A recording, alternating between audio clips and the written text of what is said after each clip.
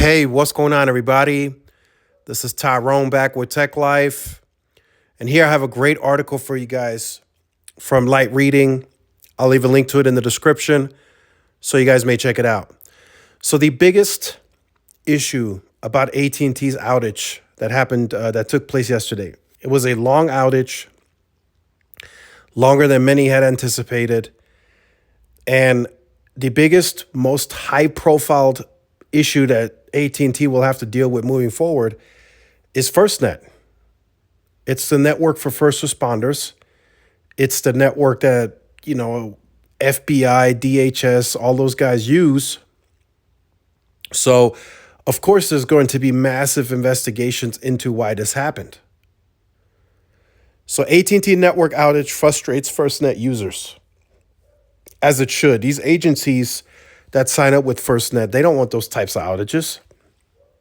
And that's the reason FirstNet was created, because of what happened during 9/11 and how networks were just overloaded. So this has been years in the making. But the fact that AT&T was out like 11, 12 hours total for some is just unacceptable as it comes to, the first responder sides. Now, is this avoidable? Likely not.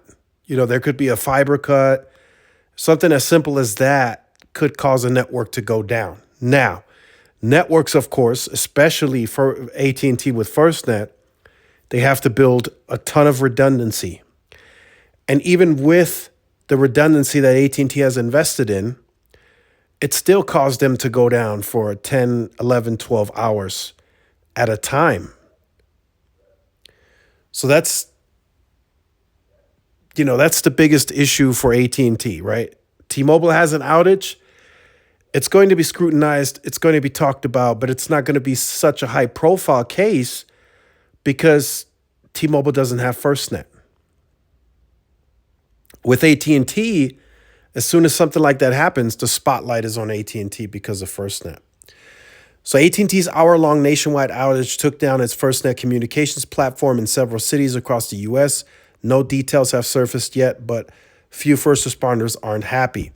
So this article came out before AT&T updated, but it was a software update that went out apparently that took down AT&T's network. Now, is that the entire truth and nothing but the truth? We will never know. AT&T will never publicly release as to what really happened.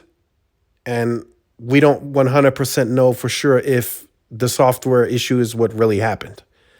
Could it have still been a cyber attack? Could it have been something else? Possibly. But even if AT&T comes with a very detailed response, the average consumer doesn't really understand that, and they don't really care. All the average consumer knows is it was down. That's all they know. Now, the investigation part of it, what AT&T will present to DHS, the FBI, maybe the FCC, that report will be far more detailed than anything that we saw in the update yesterday. In that update to the FCC, the DHS, the FBI, and everyone else that would like to see it, that will be the more detailed report as to what really took place. If it was a software update, they will put out there, okay, this is the software that we put in. This is what happened. This is what it cost. This is why it took us, so long to get it back up and running. All of that will be explained in that full detailed report that we won't get publicly.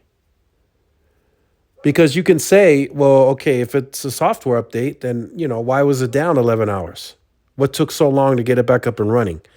You couldn't fix it remotely. And if you couldn't get it fixed remotely, how come did it take so long of a response time, right? All of that will be questioned during the hearings and the investigations. So this is going to be a very high profile investigation because of FirstNet. And that's something that AT&T should have known when they first signed this contract. And they will have to answer. They will have to be at these hearings and meetings, whatever takes place over the next few days, figuring this out and giving a detailed response as to what happened. And they will have to answer any questions and follow-ups that come from this. That's why I made this video. I wanted to do a follow-up to put this kind of to rest, because beyond this, beyond now what we know publicly, we won't really get anything else. All we can hope for now is that this doesn't happen again in the future. But we can still talk about and say, like, hey, this is a high profile case. This is going to be further investigated, for the next several weeks likely.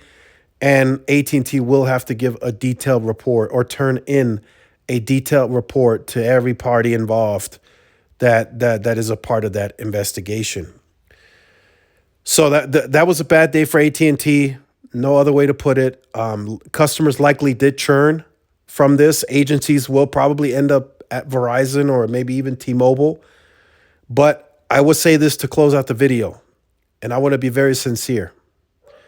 Every network, no matter the network, can have an outage like AT&T had yesterday at any point in time. And I want you guys to hear me on this. Verizon Frontline, T-Mobile and what they got going on, Dish eventually when they get fully off the ground, they will all be subject to deal with these types of outages. We've seen it from T-Mobile. Verizon had some of them in the past, and we saw a big one from AT&T yesterday. So that's one thing that I wanted to make clear. If you're willing to switch to another network, don't be surprised if at some point, I'm not saying it's going to happen. I don't wish it to happen to any of the networks, but any other network that you go to because of this issue is also subject to an outage like you may have experienced yesterday on AT&T. So make sure you guys stay tuned for more. Like, share, subscribe if you're new. Follow my social media outlets. This is Tyrone with Tech Life, and I'll see y'all in the next one. Peace.